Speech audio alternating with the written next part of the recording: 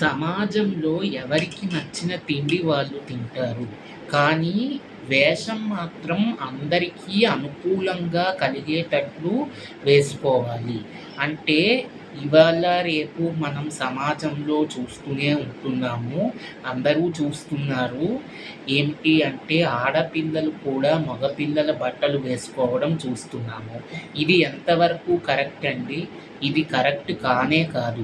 ఇది నేను నా ఓన్‌గా చెప్పడం లేదు. ఇది వేద శాస్త్రాలలో ఉన్నవే నేను తీసుకొచ్చి చెప్తున్నాను. ఆడపిల్లలు వేసుకోవలసిన బట్టలు ఆడపిల్లలే వేసుకోవాలి. మగపిల్లలు వేసుకోవలసిన బట్టలు మగపిల్లలే వేసుకోవాలి. ఆడపిల్లలు జుట్టుని కత్తిరించుకుని స్టైల్‌గా ఉందాము అని ఎప్పుడూ అనుకోకూడదు. మగపిల్లలేమొచ్చి మేము ఇంతింతేసి స్పైక్స్ పెంచుకుంటాము. ఇవాళ రేపు సినిమాల్లో చూపిస్తున్నారు కదా! స్పైక్స్ అంటే ఇక్కడ వరకు పెంచుకుంటారు సాధుబాబాల్లాగా. అలా పెంచుకోకూడదు. మగపిల్లలు మగపిల్లల్లా ఉండాలి. ఆడపిల్లలు ఆడపిల్లల్లానే ఉండాలి. అందుకే కదండీ ఒక కథ చెప్తారు. ఇప్పుడు నేను కూడా ఆ కథను వివరిస్తాను. ఈ వీడియో ఎంతమందికి నచ్చుతుందో నచ్చదో నాకైతే తెలీదు గానీ, ఇది చెయ్యడం నా కర్తవ్యం. నేను చేస్తున్నాను. వీడియో నచ్చిన వాళ్ళు లైక్ చేయండి. మీ ఫ్రెండ్స్ అండ్ ఫ్యామిలీ మెంబర్స్‌కి కూడా షేర్ చేయండి. మీలో ఎవరైనా నా యూట్యూబ్ ఛానల్‌ని మొదటిసారి చూస్తున్నట్లయితే సబ్స్క్రైబ్ చేసుకోవడం మర్చిపోకండి. ఇప్పుడు పెద్దవాళ్ళు కొన్ని నియమాలు ఎందుకు పెట్టారు?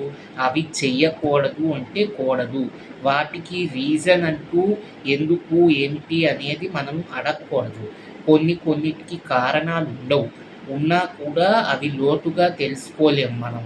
ఇప్పుడు నేను చెప్తున్నాను చూడండి. ఆడపిల్లలు ఎలాంటి బట్టలు వేసుకోకూడదు అంటే, మగపిల్లలు వేసుకున్న బట్టలు వేసుకోకూడదు.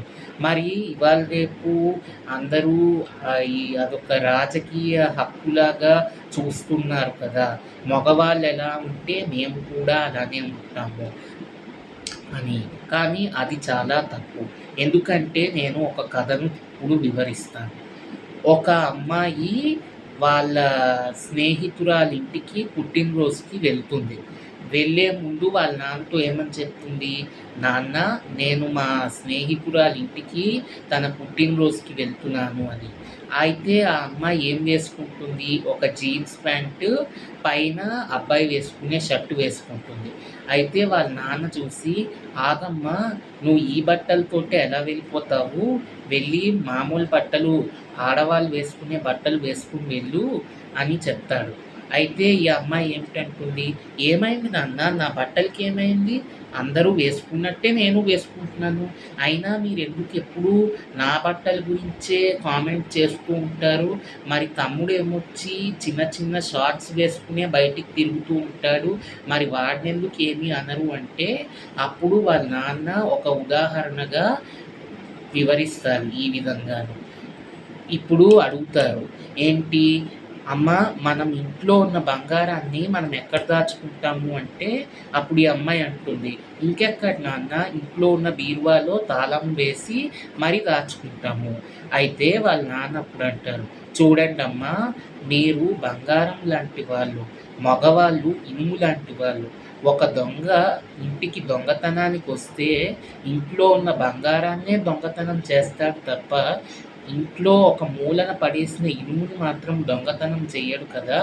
అలానే సమాజంలో కూడా ఎంతోమంది ఇలా ఉంటారు. మిమ్మల్ని చూస్తే వాళ్ళ మనసుల్లో వేరే భావాలు వస్తూ ఉంటాయి. మీరు ఇలాంటి బట్టలు వేసుకోవడం వల్ల సమాజానికే హానికరము, ఇంకా మీకు కూడా హానికరము.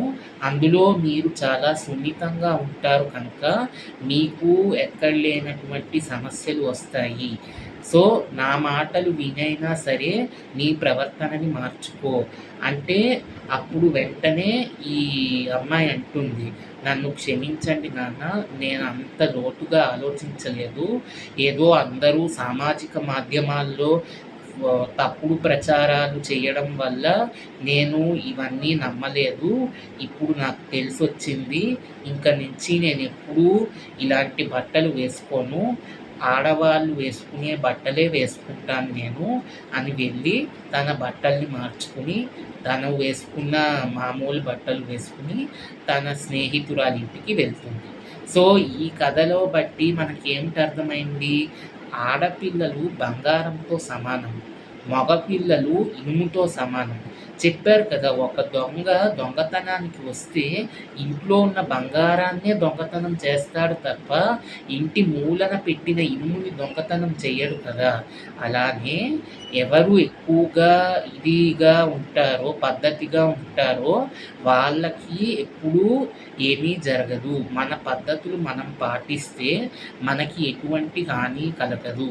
అది ఇవాళ రేపు చాలామంది స్వీకరించరు.